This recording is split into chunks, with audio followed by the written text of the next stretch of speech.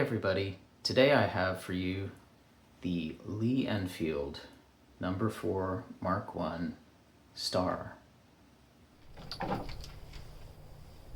Lee Enfield No. 4 Mark I Star, made in Long Branch.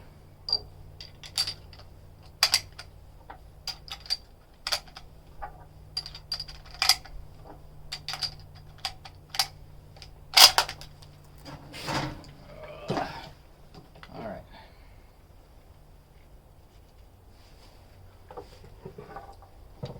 Let's see if we can hit something.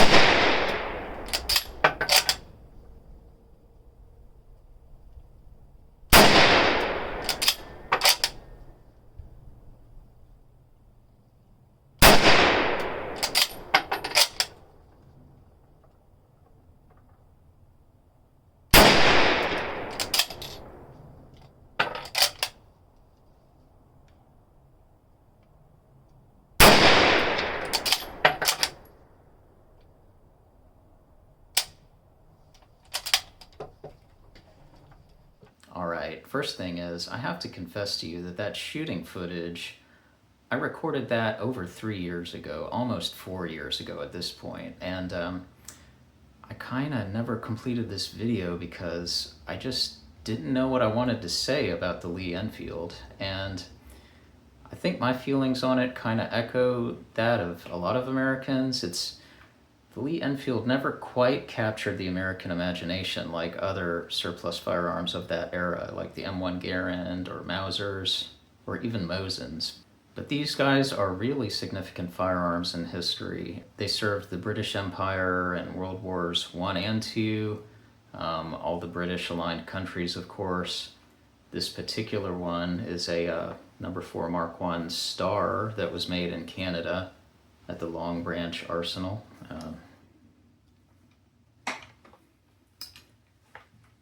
See if I can get you, we'll take a closer look at this later. But these were and are great rifles. So I'm going to move the camera, we're going to take a little closer look. Okay, so let's take a closer look at this guy. We'll start with the muzzle end.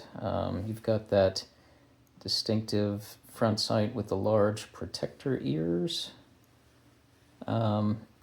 And I want to draw your attention to my forward handguard here. These lines in it are a crack repair, and I just find that really interesting because, you know, how much work and craftsmanship would it take just to do this? This crack repair, to save this one piece of wood, right? You just would not see this today. If something like this broke on your rifle today, you would just throw it out and get a new part, right? So that's pretty cool, I think. The rear handguard has these grooves cut in it to help your grip.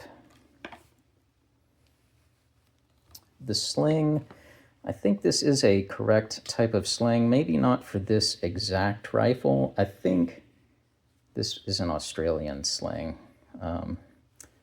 Not sure. If anybody recognizes these markings, let me know.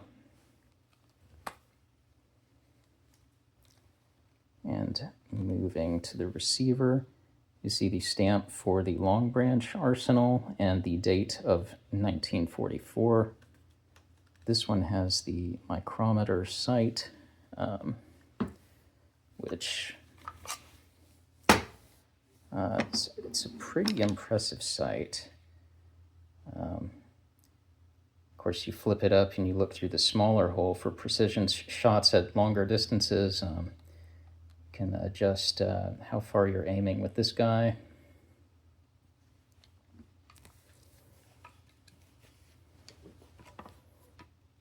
Continuing, of course, we have our magazine, which holds 10 rounds, quite a bit for rifles of the day.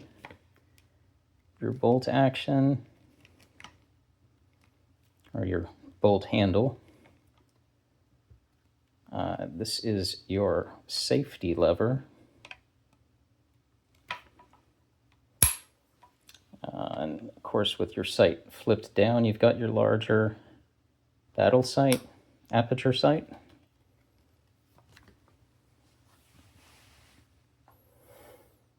The stock. And the stock end plate on this one is brass, which is my preference aesthetically. A lot of them were a zinc alloy metal, so it's kind of silvery colored, and they have that trapdoor for storage. Now, as I was saying before, I think the Lee Enfield family of rifles is a little underappreciated in the US, but these are really great rifles, and there's something like the 5th most produced rifle in history, talking about the whole Lee Enfield family, falling after, of course, ARs, AKs, Mosins, and Mausers. But these are great rifles. They shoot great. The recoil of them is really pretty pleasant for this cartridge, which is like a 30-06 308 equivalent in power. We're, of course, shooting the 303 British cartridge. It's a full power battle rifle cartridge with a rim on it, as you can see. But the recoil from this guy, it's kind of spread out over a longer period of time than something like a 30-06. So it feels more like a push than a punch. And these cartridges, of course, the rifle can hold 10 of them. Soldiers may have used something like this ammo carrier to carry them, and this one appears to me to be Australian. You can see the markings for 303 British. And the typical way you would load this rifle is with clips, or as the Brits may have called them, chargers. Each one of these chargers could hold 5 cartridges.